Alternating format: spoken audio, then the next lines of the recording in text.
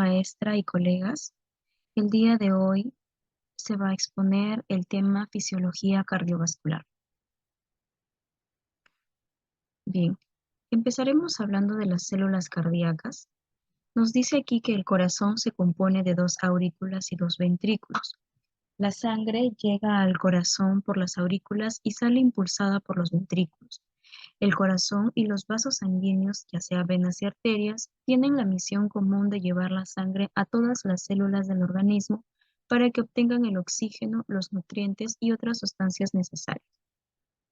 Tenemos entonces un corazón tanto derecho como izquierdo, las cuales van a seguir las mismas leyes, el flujo de la aurícula hacia el ventrículo y después a las arterias, obviamente. ¿Y por qué se mueve el corazón? ¿Por qué existe este flujo? Porque una contracción cardíaca, para que haya contracción, entonces tiene que haber un sistema que active estas fibras miocárdicas, el cual se llama cronotropismo, como vemos aquí, que es una característica de la fibra cardíaca. Por ejemplo, cuando el nódulo sinusal está gobernando la contracción, va a latir entre 60 a 90 por minuto. Si este va a dejar de funcionar, va a pasar al nódulo auriculoventricular que late entre 30 a 60 latidos por minuto. Y si esta deja de funcionar, va a pasar a las fibras de Purkinje con unos latidos menor a 30. Y ahora, tiene que ir del sistema de conducción a la fibra cardíaca y eso se llama dronotropismo, la conductibilidad, ¿no? Que conduce los impulsos de un lugar a otro y que todo el corazón responda como si fuera uno solo. Y está dado obviamente por el sistema de conducción cardionector. Bien, cuando la célula ya ha recibido la información, tiene que contraerse y tiene que acortar la fibra, disminuir los espacios de la cavidad ventricular y por lo tanto hacer que se eyecte la sangre. Y eso se llama capacidad contráctil de corazón o inotropismo, como lo vemos aquí.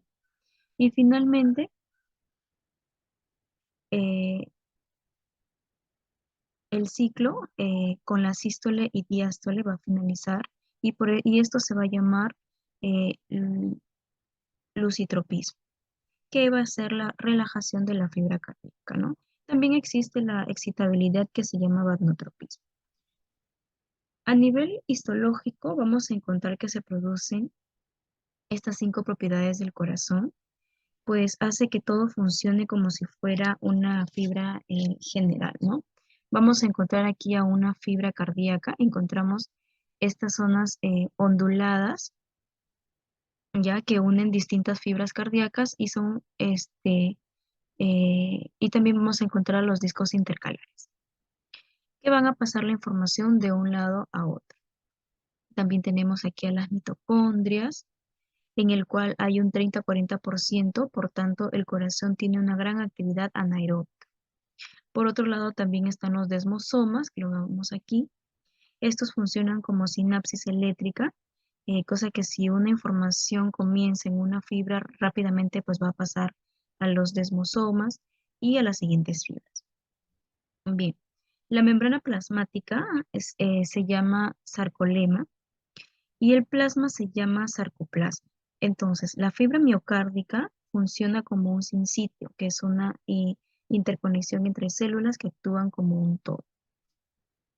Si hacemos por aquí, como dice un zoom del esquema anterior fisiológico, vamos a estudiar el túbulo T, que está dado por una invaginación de la membrana celular. Justamente coincide con la línea Z que vemos aquí.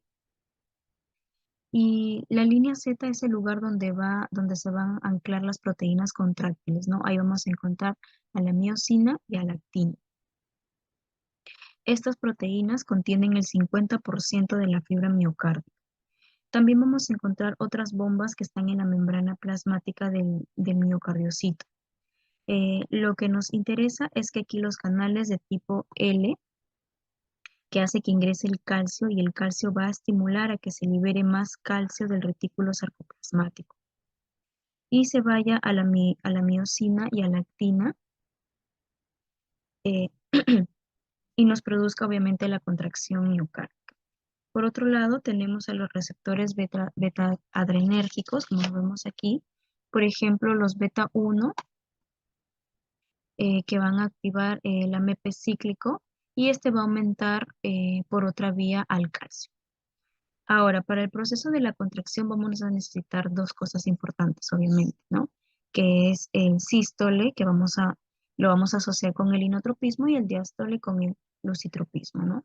En la sístole vamos a ver que el acortamiento de la fibra, o sea, de esa contracción, eh, el ion importante va a ser el calcio, ¿no? En la sístole va a ser un calcio dependiente y en la diástole va a haber una elongación de la fibra, una relajación y vamos a necesitar ATP, por tanto va a ser ATP dependiente. Ahora, vamos a ver la estructura de la fibra miocárdica. Tenemos aquí a una miofibrilla, ¿ya? Estas miofibrillas tienen línea Z, como lo vemos aquí, y de estas líneas Z salen fibras delgadas que se van a intercalar con las fibras gruesas. Entonces, y le va a dar al músculo una característica estriada. Entre la línea Z, esta línea Z y esta otra línea Z, se va a encontrar el sarcómero.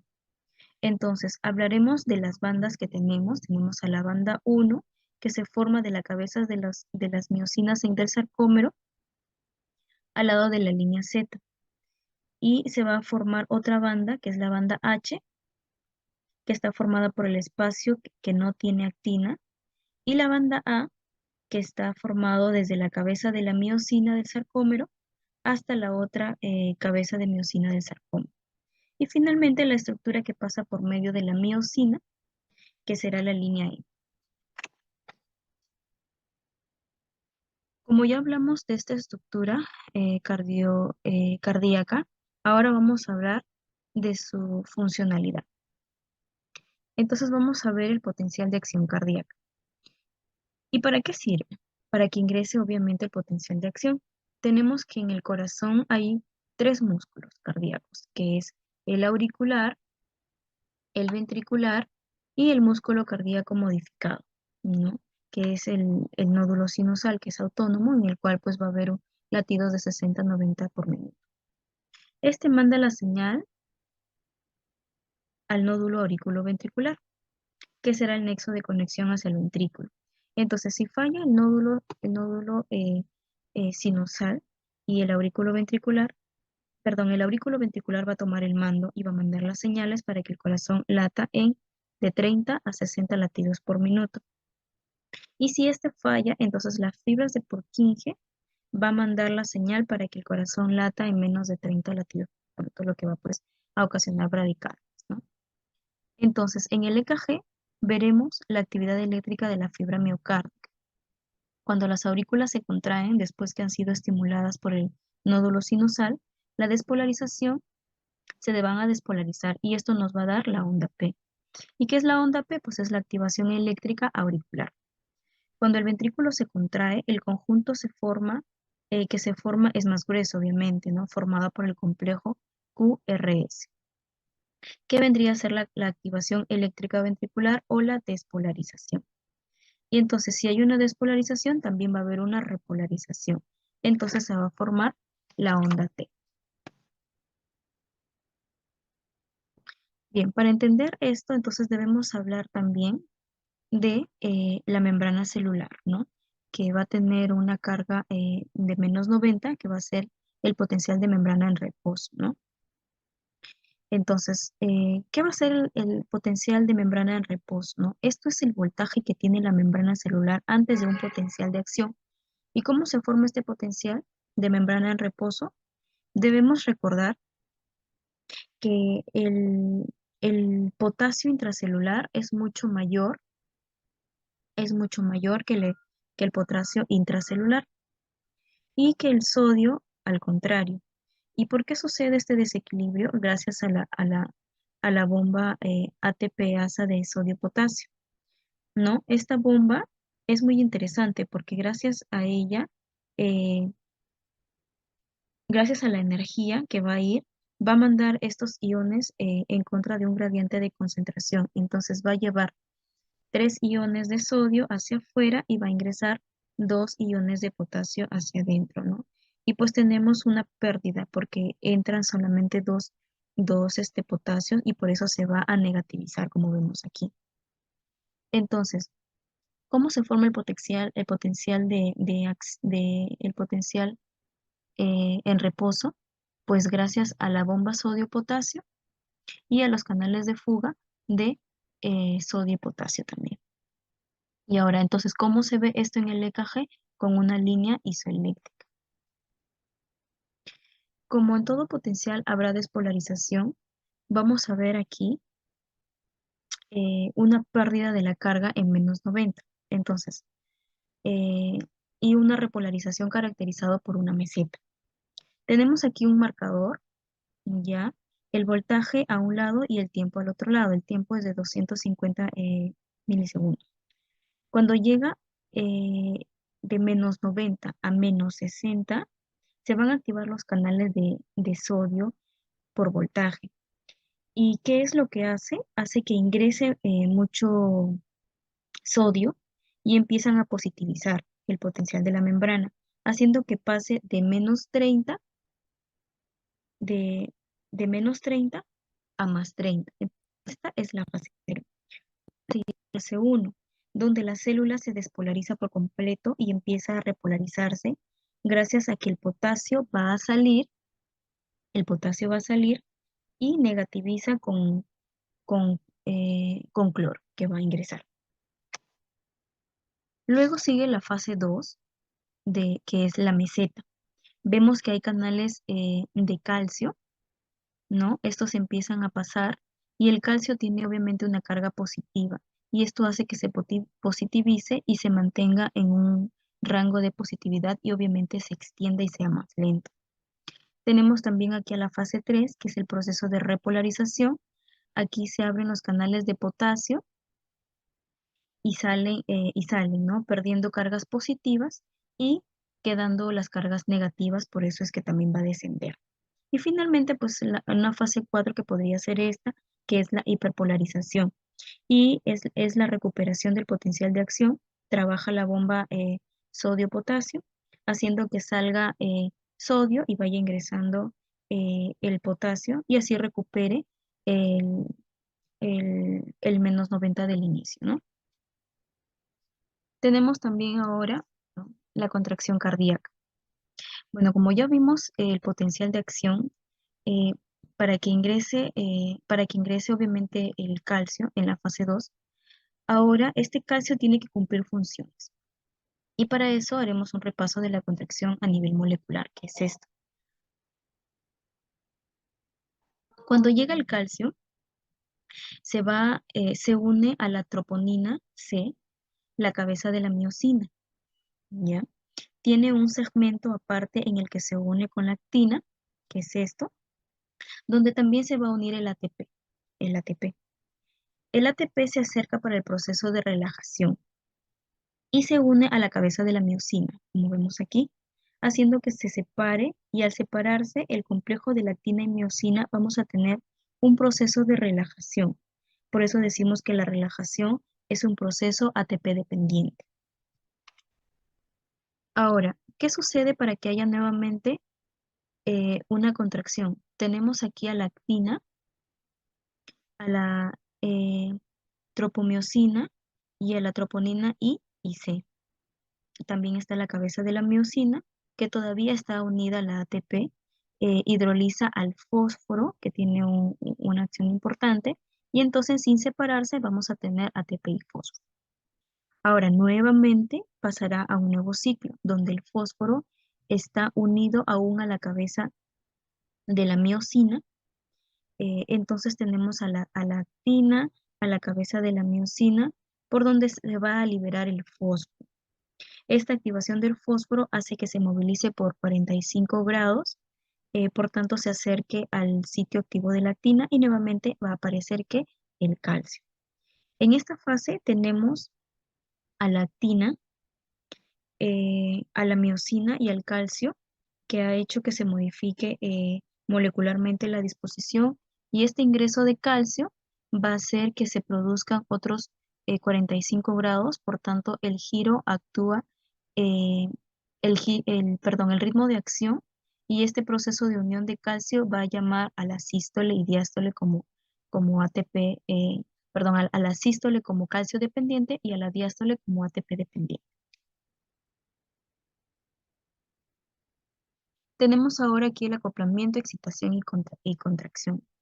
Recordemos que cómo se forma, ¿no?, el potencial de acción. Dijimos que estaba formado por canales de sodio-potasio, por la bomba ATPasa de sodio-potasio, ¿no? Que va a hacer que ingrese potasio y salga el sodio. Esto va a negativizar la célula, y de una carga potencial de reposo de -90, también ahora debemos familiarizarnos con un intercambiador. ¿Qué es lo que hace? Va, por así decirlo, va a coger el sodio que está dentro de la célula y sacarlo, ¿no? Y va a sacar tres iones de sodio y va a ingresar dos iones de calcio.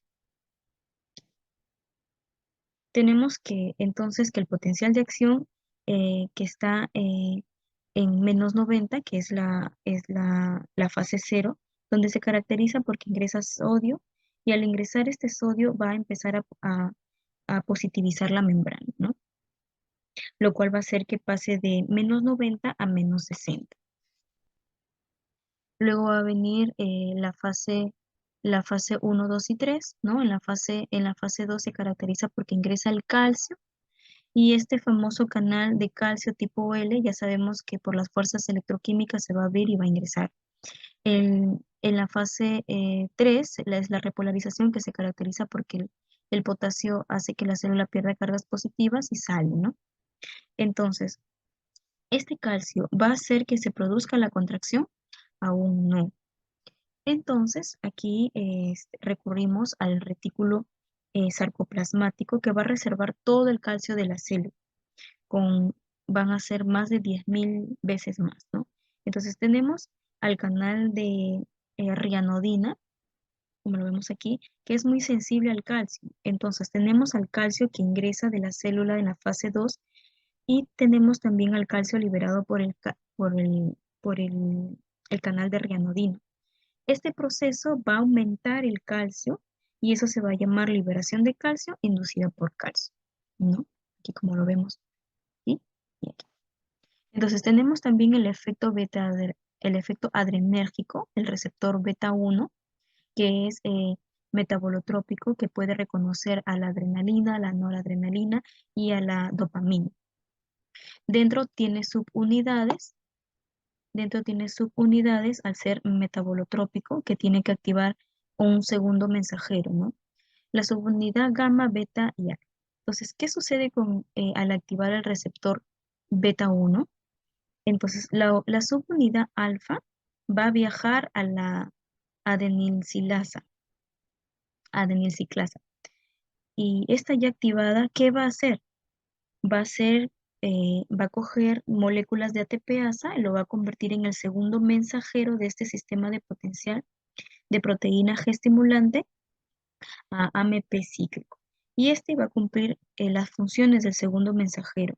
El más importante es terminar activando, catalizando la formación de proteína quinasa A, como lo vemos aquí.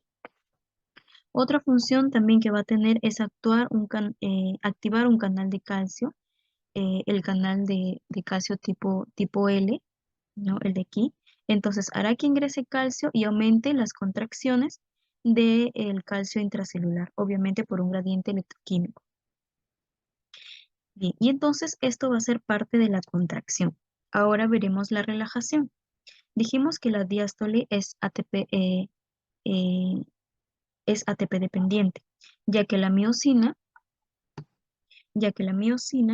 eh, cuando se une al ATP, este va a hacer que se desplacen las cabezas de miosina, y por tanto se separe el ciclo activo. El calcio será liberado y ahora habrá mucho calcio intracelular. Entonces, aquí intracelular. Hay que hacer que el calcio se reserve, ¿dónde? En el retículo sarcoplasmático. Y aquí hay un canal de calcio ATP dependiente activado por fosfobalano. ¿Y qué hace? Pues va a coger 2 iones de calcio por cada molécula de ATP. Ahora, ¿de dónde viene el fosfolambano? En el retículo sarcoplasmático tenemos al AMPC cíclico y al GMPC cíclico. Estos dos van a agarrar el precursor de fosfolambán y lo van a convertir en fosfolambano. Y este hará que vuelva nuevamente el calcio. Ahora vamos a ver el ciclo cardíaco. El ciclo cardíaco es el conjunto de fenómenos integrados de actividad eléctrica, mecánica, cambios en la presión del volumen, cambios de flujo, que suceden entre uno y otro latido, ¿no? El loop-do. Entonces, ahora vamos a ver el primer ciclo, ¿no? Vamos a ver que en la válvula auriculoventricular va a estar abierta, porque obviamente va a ser el pase del flujo del aurículo al ventrículo. La válvula aurículo eh, eh, pulmonar va a estar obviamente cerrada porque si no puede haber un reflujo y eso puede ser una patología. Dentro de la presión, en la presión de, de la aurícula izquierda va a tener una presión de 10 milímetros de mercurio y en el ventrículo izquierdo va a ser cero, obviamente, ¿no? Dentro del volumen, vamos a ver que en el ventrículo izquierdo va a ser un volumen del 80 al 85% y en la aurícula izquierda va a ser de un 20 al 15%. Sumado a esto nos va a dar el 100%, ¿no? Que equivale a 120 mililitros de flujo, lo que se le llama el volumen telediastólico, ¿no? Entonces ya está prácticamente al 100% para dar pase a la segunda fase, que es la contracción o también llamada isovolumétrica. Iso que significa igual y volumétrica obviamente del volumen, ¿no? Que el volumen, sí que significa que el volumen se mantiene igual. Entonces, los ventrículos empiezan a cerrar las fibras y aumenta la presión intraventricular. Eh, en la válvula auriculoventricular debe estar cerrada porque si aumenta la presión en el ventrículo puede refluir a la aurícula y obviamente que también eso va a ser patológico. Entonces, cuando se cierra, se produce el primer ruido eh, eh, en el cual pues se cierra la válvula mitral y después la válvula tricuspide. Eh, en la válvula aorta pulmonar va a permanecer cerrada, ya que el volumen no se modifica, solo aumenta la presión intraventricular. En la presión del ventrículo izquierdo va a ser eh, de 0 a 80 milímetros de mercurio. La presión de la aurícula izquierda va a ser de 2 milímetros de mercurio. En el volumen del ventrículo izquierdo tiene 120 mililitros listo para pasar a la fase de eyección, ¿no? Tenemos aquí el tercero, que es el periodo de eyección, que es la salida del flujo hacia las arterias y va a tener dos fases, que es una rápida y una reducida. Tenemos aquí que la presión del ventrículo izquierdo va a estar de 80 a 120 milímetros de mercurio. La válvula auricular ventricular va a estar cerrada, la válvula auricular pulmonar va a estar abierta. Tenemos aquí también que el volumen del ventrículo izquierdo va a estar en 120 mililitros al 100%, ¿no? Que es el volumen total, ¿no? Pero también tenemos aquí el volumen de la aorta, que va a ser un 70 mililitros, o sea, un 60%, porque obviamente en el ventrículo izquierdo no es que se vaya a retirar toda esta cantidad de flujo, sino que siempre va a quedar un 40-50% de mililitro, perdón, de 40 a 50 mililitros, lo que se le llama el volumen telesistólico, ¿no? Entonces, este 60% que sí va es la fracción de eyección, ¿no? Y todo esto se llama la perfusión tisular. Ahora tenemos también a la relajación isovolumétrica, ¿no? Que el corazón se relaja y las paredes se extienden y ahí se tiene el volumen residual o telesistólico. Tenemos que la válvula auriculoventricular está cerrada, la válvula de la arteria pulmonar está cerrada también.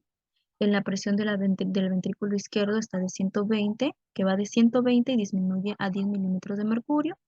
En la presión aórtica se queda en de 120 a 80 milímetros de mercurio, y en el volumen del ventrículo izquierdo está en 40-50, ¿no? Aquí se va a producir el segundo ruido, ¿no? El cierre también de la válvula aórtica pulmonar, y esto va a formar la retracción o la resistencia y cierre de esta válvula, ¿no? Ahora tenemos aquí el llenado ventricular, ¿no? Que es la fase rápida, ¿no? La diastasis. Tenemos que aquí en la válvula auriculoventricular va a estar abierta, la válvula aorta pulmonar va a estar cerrada, la presión de la aurícula izquierda ya descendió a 10 milímetros de mercurio. La presión del ventrículo izquierdo ya también desciende de 8 a 0 milímetros de mercurio, ¿no? A esto se le llama el vacío o succión. Y tenemos aquí el volumen en el ventrículo izquierdo, que se va a mantener en 40 mililitros, ¿no? Y el volumen de la aurícula izquierda, que va a ser de 20 mililitros. Entonces, esto no son las fases del ciclo cardíaco, lo que yo ya he explicado, ¿no? Desde otra forma. Y tenemos aquí los artículos científicos de la contractilidad ventricular fisiológica y de predicción clínica, las referencias bibliográficas, y muchísimas gracias por haber escuchado.